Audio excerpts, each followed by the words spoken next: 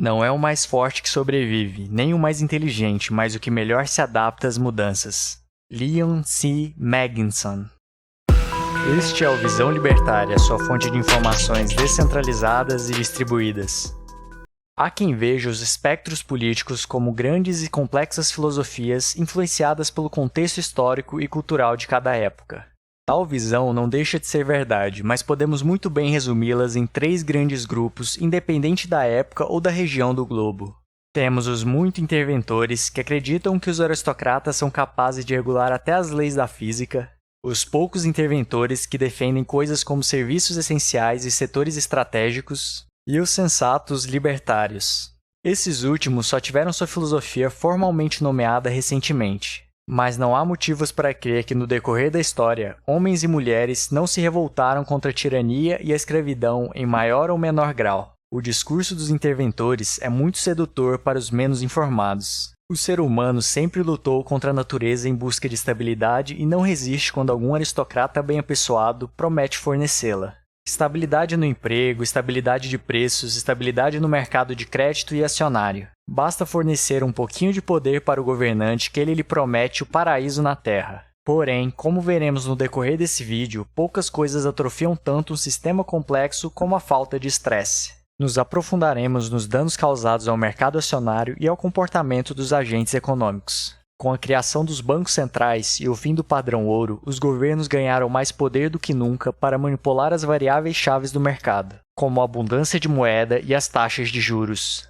E, de fato, a aplicação de políticas monetárias e fiscais estabiliza de forma artificial o preço dos ativos. Esse fenômeno é tão evidente que, na história econômica, o período entre 1985 e 2007 é chamado de The Great Moderation, ou a Grande Moderação, devido à baixíssima volatilidade do crescimento do PIB e da inflação. Tudo isso parece bom demais para ser verdade, como de fato o é. As cada vez mais baixas taxas de juros e a sinalização por parte dos governantes de que qualquer problema será prontamente solucionado cria incentivos perversos aos agentes econômicos, estimulando a tomada de risco por parte dos investidores e empresários que alocam recursos em projetos que só são possíveis graças ao fluxo infinito de dinheiro. Todos já ouvimos sobre as empresas zumbis, cujos lucros são incapazes até mesmo de quitar suas obrigações. A crise de 2008 é um exemplo desse fenômeno. O governo americano, tendo em vista fomentar o mercado imobiliário, reduziu os critérios para concessão de empréstimos e facilitou a alavancagem das instituições financeiras através das empresas Freddie Mac e Fannie Mae, que injetavam liquidez ao setor.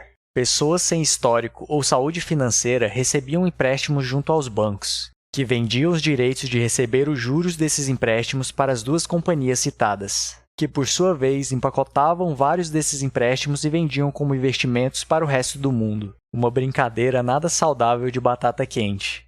Claro que existe muito mais sobre a crise de 2008 do que esse vídeo é capaz de expor.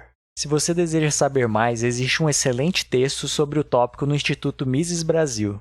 A questão é que desde 1981, as taxas de juros vêm caindo nos Estados Unidos e em todo o mundo desenvolvido. Mas será que as taxas de poupança têm crescido para justificar essa abundância de liquidez? Claro que não. Os governos tentam corrigir os problemas que suas regulamentações causam, injetando cada vez mais estímulos na economia viciada. Se no passado só manipulavam as taxas de juros, hoje em dia compram títulos do Tesouro e hipotecas direto no mercado. Alguns bancos centrais compram inclusive ações. Se as leis econômicas continuam valendo, e elas valerão para todo o sempre, o aumento da demanda de qualquer bem no mercado eleva o seu preço. Isso tudo significa que os proprietários originais do capital estão ficando cada vez mais ricos à custa da perda do poder de compra via inflação dos mais pobres. De acordo com um paper de 2013 que leva em conta os países de língua inglesa, a concentração de renda histórica nos 1% mais ricos tem o formato de U, caindo fortemente desde o início do século XX até a grande virada no meio da década de 70. Lembrando que o padrão ouro acabou em 1971 e o Fed se tornou independente em 1951. O principal mecanismo de concentração de riqueza é a moeda fiduciária e não o capitalismo. Por mais que o empobrecimento causado pelo governo seja algo revoltante, tanto pela imoralidade do ato em si como pelo descaso absoluto de todos os progressistas e desenvolvimentistas, o foco é como esse sistema fragiliza a sociedade. Mas então alguém pode perguntar, Como então poderemos criar estabilidade aos trabalhadores? Como poderemos garantir todos os direitos da Constituição? E como poderemos impedir a gravidade de nos jogar contra o chão? A resposta óbvia é que simplesmente não podemos. Os mercados são cíclicos, empresas crescem e quebram e empregos surgem e desaparecem.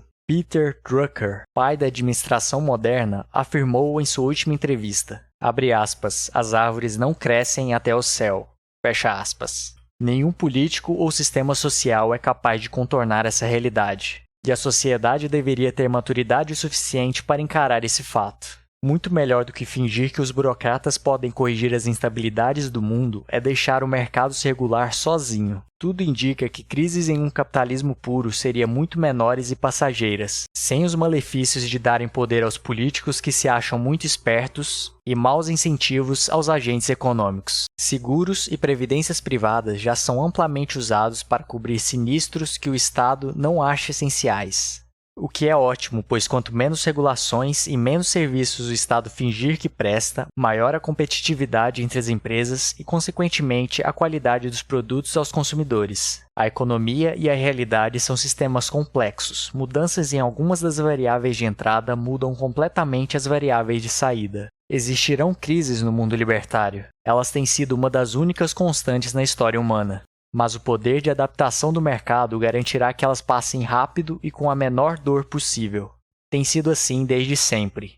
E um mundo de informações cada vez mais rápidas tende a catalisar esse fenômeno.